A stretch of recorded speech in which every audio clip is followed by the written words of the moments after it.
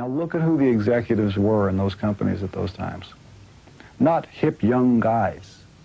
These were cigar-chomping old guys who looked at the product that came and said, I don't know. Who knows what it is? Record it, stick it out. If it sells, all right. We were better off with those guys than we are now with the supposedly hip young executives, you know, who are making the decisions of what people should see and hear in the marketplace.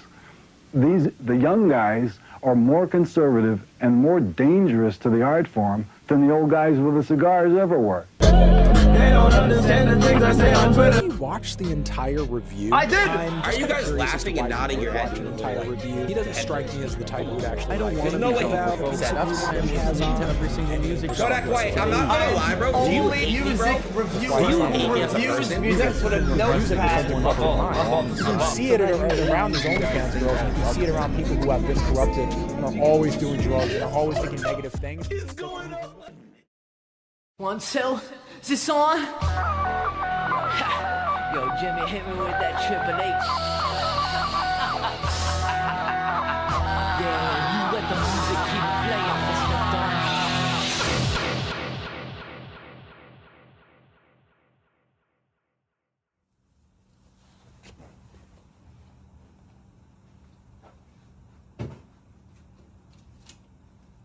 I remember going to the record store up north with my dad when I was a kid.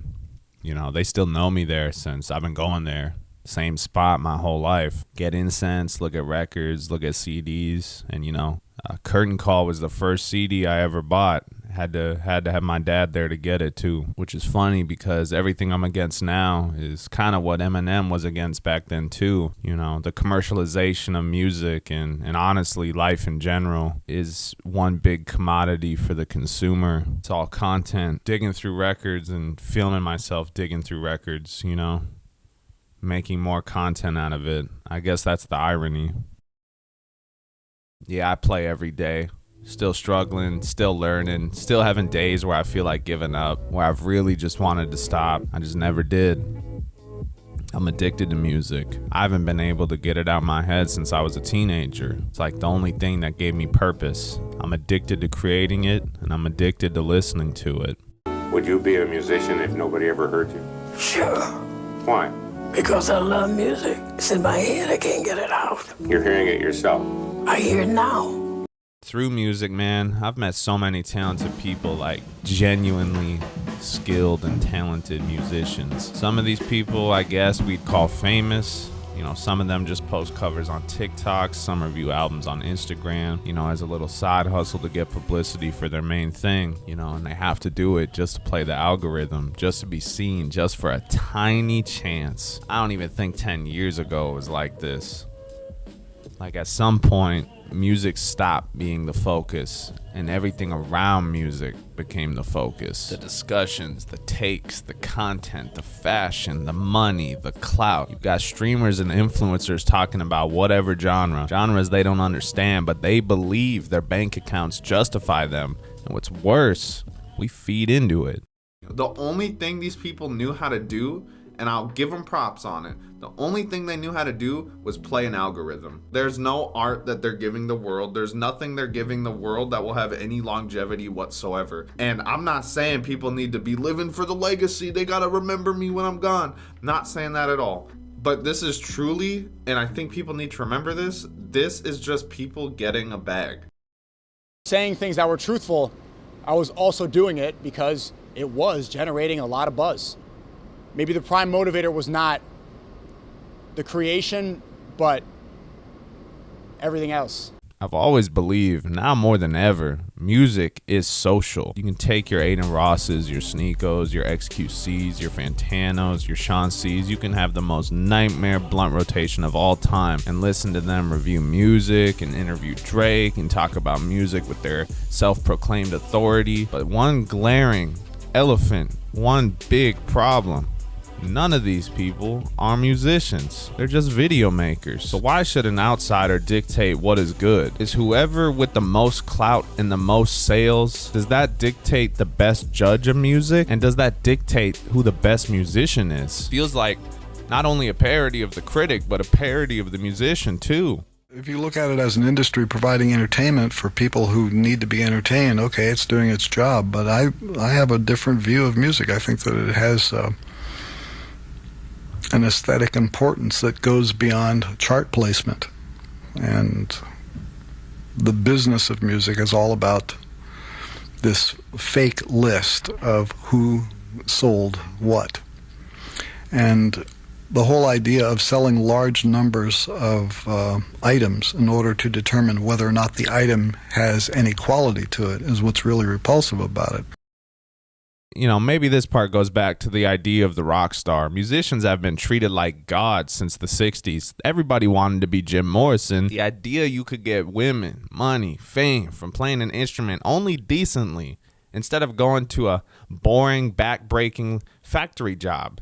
It's no different than wanting to be a producer or DJ at Coachella or a rapper with millions of listeners on Spotify today. When I was 16, when I first started making music, all I thought I needed was skill. All I needed was time, just to get better.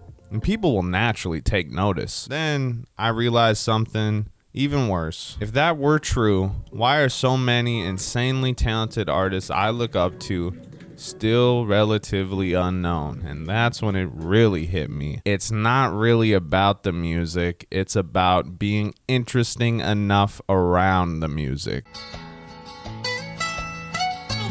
Almost heaven, older Twitch chat, all these emotes, wondering how to spell that.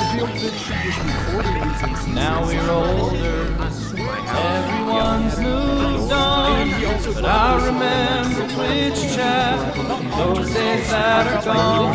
Twitch emotes, What does he talk about? long ago, made you feel you're not alone. Tap the punches, keep your forehead by the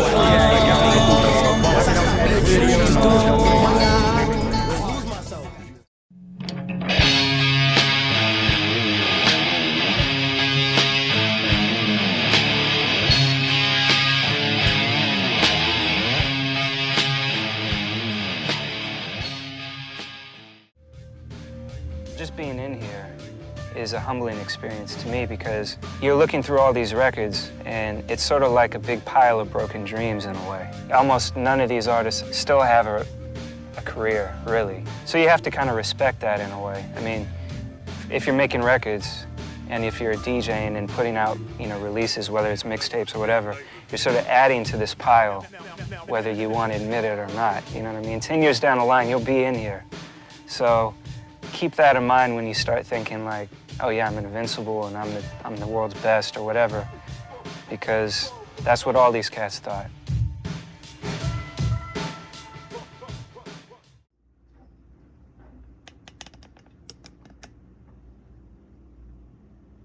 Like when it comes to this, would you do it for free? Without integrity, I think most art and music completely is destroyed. Live performances, vinyl, tape, video, CD, digital, streaming, and whatever's next. The content, TikTok, streams, the numbers, your channels, it'll all be gone. All your favorite albums gone, favorite bands lost in time, but music itself will still be here. It'll just keep changing form. I don't know if I could say the same about them, but I know music will be okay. Because it's always okay.